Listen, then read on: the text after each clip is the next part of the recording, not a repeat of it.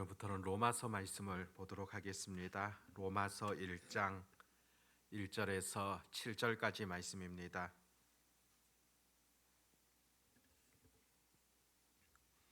로마서 1장 1절에서 7절입니다.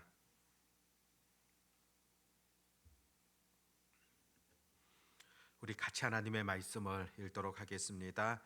예수 그리스도의 종 바울은 사도로 부르심을 받아 하나님의 복음을 위하여 택정함을 입었으니 이 복음은 하나님이 선지자들을 통하여 그의 아들에 관하여 성경에 미리 약속하신 것이라. 그의 아들에 관하여 말하면 육신으로는 다윗의 혈통에서 나셨고 성결의 영으로는 죽은 자들 가운데서 부활하사 능력으로 하나님의 아들로 선포되셨으니 곧 우리 주 예수 그리스도시니라. 그로 말미암아 우리가 은혜와 사도의 직분을 받아 그의 이름을 위하여 모든 이방인 중에서 믿어 순종하게 하나니 너희도 그들 중에서 예수 그리스도의 것으로 부르심을 받은 자니라. 로마에서 하나님의 사랑하심을 받고 성도로 부르심을 받은 모든 자에게 하나님 우리 아버지와 주 예수 그리스도로부터 은혜와 평강이 있기를 원하노라. 아멘. 신구약 전체의 주인공이 되시는 분은 바로 예수님이십니다. 구약 성경 같은 경우에는 미래를 바라보면서 앞으로 오실 메시아 예수 그리스도에 대하여서 말씀하고 있고, 또 신약 성경 같은 경우에는 이미 오신 그 예수님에 대하여서 또 나아가서 다시 오실 그 예수님에 대하여서 전해주는 그런 성경이라 볼 수가 있습니다. 특별히 신구약 66권 가운데서도 오늘부터 보게 될 로마서야말로 기독교 이 종교가 과연 어떤 것인가, 우리가 믿는 바가 무엇인가, 기독교 교리에 대하여서 아주 정확하게 보여주는 그런 성경이라 볼 수 있습니다. 물론 로마서가 기독교 교리의 그 전체를 다 설명하는 그런 책은 아니지만은 기독교 교리의 아주 많은 부분들을 상세하고 또 깊게 설명해 주고 있는 그런 내용들을 담고 있습니다. 기독교의 가장 핵심적인 것이 어떤 것인가, 그것을 로마서를 통하여서 볼 수 있다는 겁니다. 특별히 우리가 오늘부터 로마서 말씀을 묵상하면서 우리가 무엇을 믿고 있는가, 또 우리가 믿는 바가 어떤 것인가, 그것을 다시 한번 우리가 생각해 볼 수 있는 그런 시간 되어지기를 바랍니다. 1절에 보니까 예수 그리스도의 종 바울은 사도로 부르심을 받아 하나님의 복음을 위하여 택정함을 입었으니, 그 로마 교회를 향한 바울 자신의 소개라고 볼 수 있습니다. 바울은 원래부터 로마에 가서 복음을 전하기를 원하였습니다. 사도행전 말씀을 보면은 그가 3차 전도 여행을 마친 이후에 내가 로마에까지 가야 되겠다, 그런 다짐을 하게 됩니다. 그래서 3차 전도 여행 가운데 고린도 지역에 왔을 때 아마도 로마 지역을 생각하면서 이 로마서를 썼을 것이다, 그렇게 생각해 볼 수 있습니다. 로마 교회 같은 경우에는 바울로서는 잘 알지 못하는 그런 교회입니다. 실제로 로마 교회가 어떻게 생겼으며 또 누가 세웠으며 그 교회의 실상에 대하여서 잘 알려진 바는 없습니다. 바울로서도 한 번도 가보지 못했던 그런 교회였으며 또 그 내부적인 사정이 어떠하고 또 내부적으로 어떤 어려움을 겪고 있는가, 그것은 잘 알 수 없었습니다. 그런데 생각해 보면은 바울의 여러 서신들을 보면 바울이 익히 잘 알던 교회였고, 또 어떤 경우에는 바울이 목회했던 교회였고, 또 그 내부 사정이 어떠한가 잘 알고 있었기 때문에 많은 경우는 그들의 문제점들, 그들의 잘못된 방향들, 그것을 교정해 주는 그런 역할로서 서신서를 보내게 됩니다.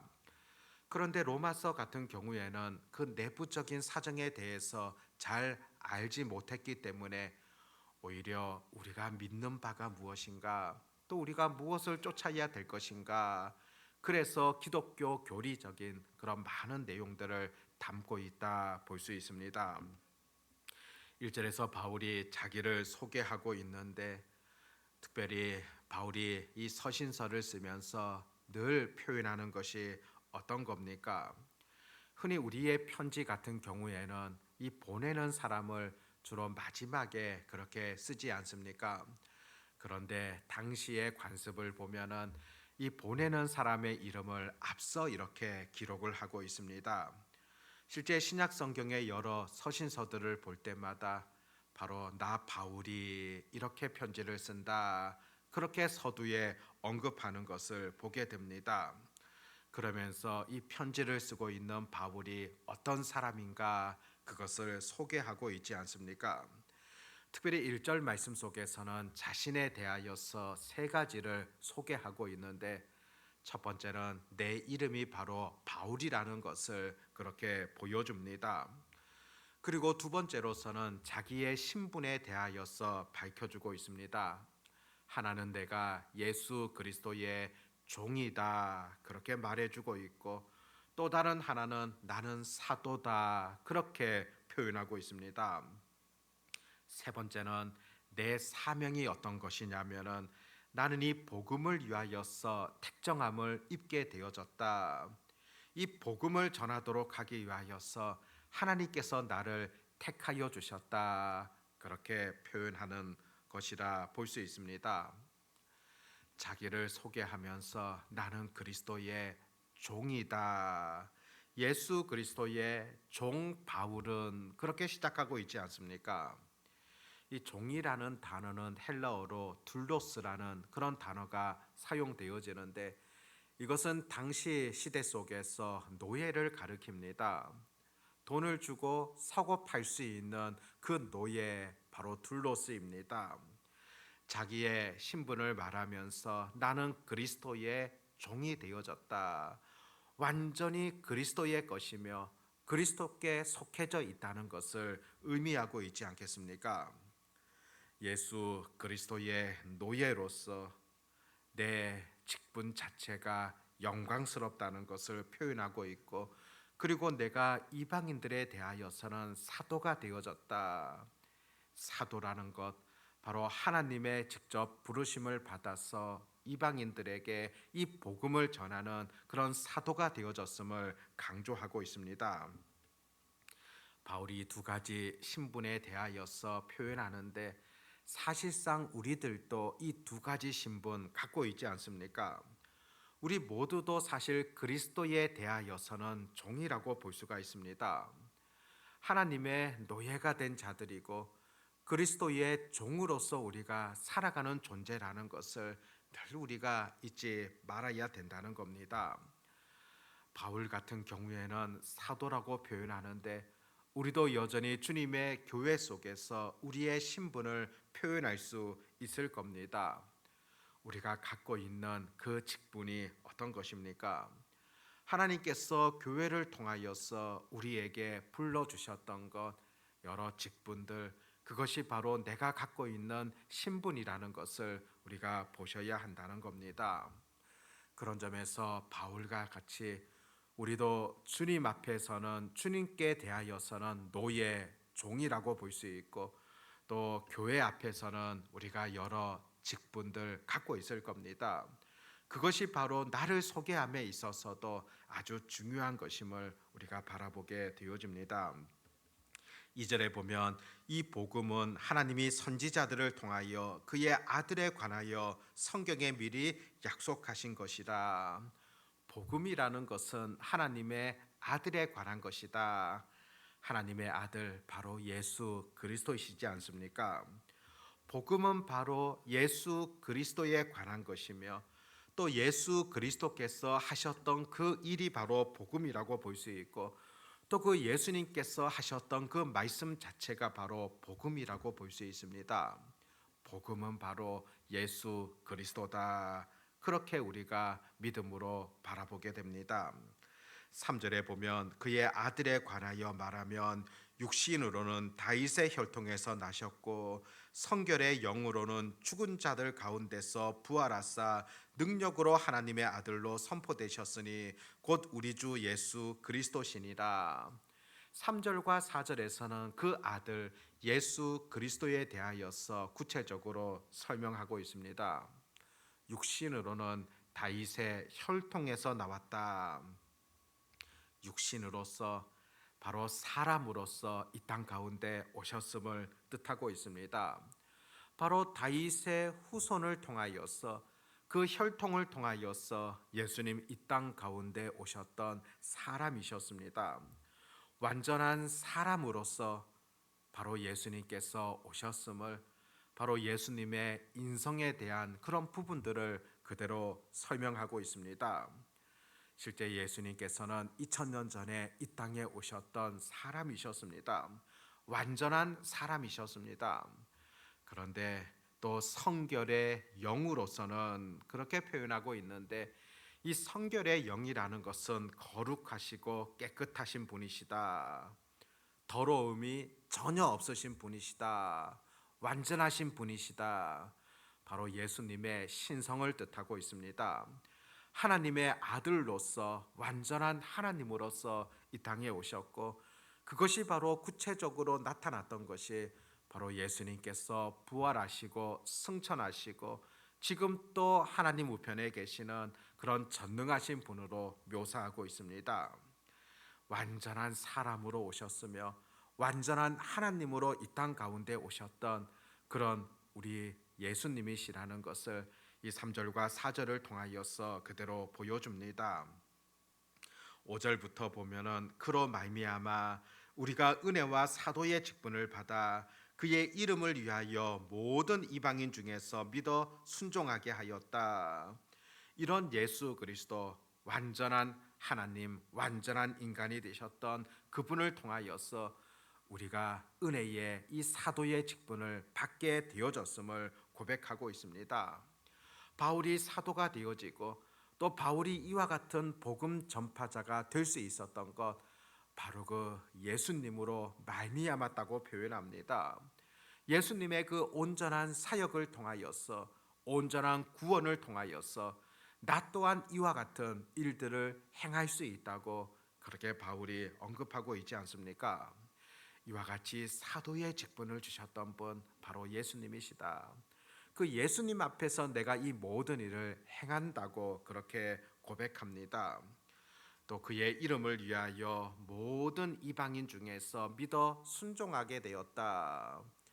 모든 이방인 중에서 바로 하나님께서 나를 택하셨고, 그래서 내가 믿어서 순종하게 되어졌음을, 또 나를 이방인의 사도로 세우시고 또 나를 통하여 이방인들이 믿어 순종케 되어지는 그런 일들이 있어지게 될 것이라는 그런 교훈이지 않습니까?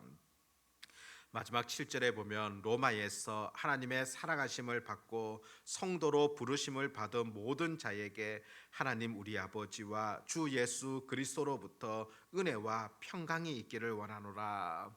마지막으로 오늘 본문에서 그 로마 성도들을 향하여서 복을 비는 그런 내용이지 않습니까? 너희에게 은혜와 평강이 있기를 원한다. 특별히 우리가 바울 서신서를 보면은 늘 축복의 내용들, 바로 은혜와 평강이라는 것을 보게 되어집니다. 그런데 그 순서도 보면은 늘 은혜가 먼저 나오고 평강이 뒤에 나옵니다. 은혜와 평강이다. 은혜라는 것 무엇이겠습니까? 은혜라는 것은 전혀 내가 받을 자격이 없지만은, 전혀 기대할 수도 없지만은, 그럼에도 나를 사랑하셔서 나에게 주셨던 놀라운 것들, 그것이 바로 은혜이지 않습니까? 바로 하나님께서 우리에게 주셨던 이 모든 것이 바로 은혜라고 볼 수가 있습니다. 우리가 어디 구원받을 그런 자격이 있었습니까? 죄인 되었고 영원한 멸망의 길에 섰지만은 하나님께서 우리들을 사랑하셔서 이 구원의 은혜를 주신 것이지 않습니까? 또 하나님께서 우리들을 보살펴 주시는 그 모든 것들 다 은혜라고 볼 수가 있습니다. 이렇게 놀라운 은혜를 받은 그런 하나님의 자녀입니다. 그런데 이 은혜라는 것, 성경을 통하여서는 이 은혜를 지속적으로 우리가 받아야 될 뿐만이 아니라 특별히 은혜를 받은 것에 대하여서 늘 깨달아야 된다는 겁니다. 이 은혜가 헛되지 않도록 우리가 늘 노력해야 된다는 겁니다. 갈라디아서 2장 21절 보면 바울은 고백하기를 나는 하나님의 은혜를 헛되게 받지 아니한다. 고린도후서 6장 1절에도 보면 하나님의 은혜를 헛되게 해서는 안 된다. 이와 같은 표현들을 볼 수가 있습니다. 이 놀라운 하나님의 은혜를 받았음에도 불구하고 그 은혜를 헛되게 받거나 헛된 것으로 만들어 버려서는 안 된다는 겁니다. 이 은혜를 잊어서는 안 된다는 것이죠. 하나님의 은혜를 잊어버린다거나 하나님의 은혜를 무시해 버린다면은 얼마나 안타까운 그런 삶이겠습니까? 은혜를 잊지 아니하며 이 은혜에 대해서 감사함으로 살아가는 자, 그들에게 임하는 것이 바로 평강의 복이라고 볼 수가 있습니다. 은혜를 은혜되게 하는 것이 바로 평강이라고 볼 수 있고, 또 은혜에 늘 감사하는 자들에게 하나님께서는 평강을 주시는 겁니다. 그래서 이 은혜와 평강이라는 것은 은혜가 먼저라고 볼 수 있고, 이 은혜를 지속적으로 간직하고 감사하는 자에게 이 평강을 누리게 되어지는 그런 은총이 임한다는 것입니다. 은혜와 평강이라는 것, 하나님을 믿는 자녀들에게 늘 있어져야 될 것이며, 또 은혜와 평강 가운데 살아가는 것, 그것이 마땅하다, 그렇게 볼 수가 있습니다. 오늘 로마 교인들에게 들려주셨던 이 처음의 말씀을 다시금 우리가 기억하기를 바라고요. 하나님 앞에 부름을 받은 자들 마땅히 은혜와 평강을 누려야 할 것이며, 우리 또한 오늘을 살아가면서도 하나님의 은혜와 평강을 마음껏 누릴 수 있는 그런 복된 하루 되어지시기를 바랍니다. 기도하겠습니다. 하나님 아버지, 로마서 말씀을 통하여서 우리가 어떤 존재인가를 다시금 돌아보게 하여 주시옵고, 또 우리가 하나님을 통하여 받게 되어졌던 그 사랑이 무엇이며, 또 그 사랑으로 인하여서 우리가 어떻게 되어졌는가를 분명히 바라보면서 기쁨으로 감사함으로 살아갈 수 있는 주의 자녀들 되게 해 주시기를 간절히 소망합니다. 은혜와 평강이 있기를 원한다는 그런 고백 가운데 특별히 우리를 향하여서 들려주시는 하나님의 분명한 음성이라는 사실을 깨닫게 되어집니다. 하나님께로부터 받은 은혜가 헛되지 아니하도록 이 은혜를 잊지 아니하며 기억하며 감사함으로 살아가게 하여 주시옵고, 그런 가운데 주시는 또 다른 하나님의 복, 평강을 누리게 되어지는 그런 저희들을 되게 해 주시기를 간절히 소망합니다. 아버지 하나님, 11월이 시작되어졌습니다.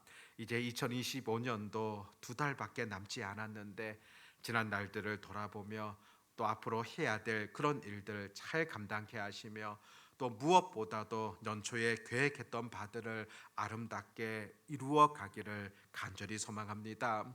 특별히 다음 주 토요일에는 전도 축제를 갖게 되어집니다.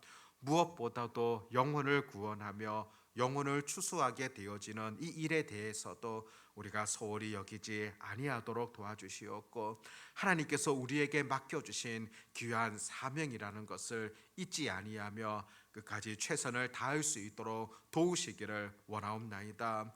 무엇보다 영혼을 움직일 수 있는 것, 전능하신 하나님의 도우심이라는 사실을 바라보며 끝까지 하나님 앞에 기도로 나아가는 그런 은혜가 있게 해 주시옵소서.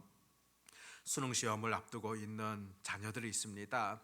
며칠 남지 않았는데 그들의 심령도 특별히 하나님께서 찾아가 주셔서 마음의 위로와 평안을 더하여 주시옵시고, 또 최종적으로 잘 마무리할 수 있도록 하나님께서 지혜와 능력을 더해 주시기를 소망하옵나이다. 무엇보다도 인생에 있어서 중요한 시기를 거치게 되어지는데 이런 때일수록 더 하나님을 의지하며 믿음으로 설 수 있도록 도와주시옵시고, 힘들고 어려운 상황 속에서 더 하나님을 의지하게 되어지는 방법을 배워갈 수 있도록 하나님 지켜 주시옵소서. 그들의 건강도 친히 하나님께서 보살펴 주시옵고, 또 강건한 마음들과 강건한 몸과 또 좋은 컨디션으로 시험장에 임할 수 있도록 하나님께서 지켜 보호하여 주시옵소서. 아버지 하나님, 오늘도 기도하는 모든 자들에게 은혜를 더하여 주시옵고, 하늘의 신령한 것들을 체험할 수 있는 그런 기도, 그런 은혜가 되게 해 주시옵소서. 내일 거룩한 주일 온전히 하나님 앞에 나와 기쁨의 예배를 드리게 하여 주시옵고, 또 준비된 예배를 드릴 수 있도록 오늘 하루의 삶을 인도해 주시옵소서. 예수님의 이름으로 기도드립니다. 아멘.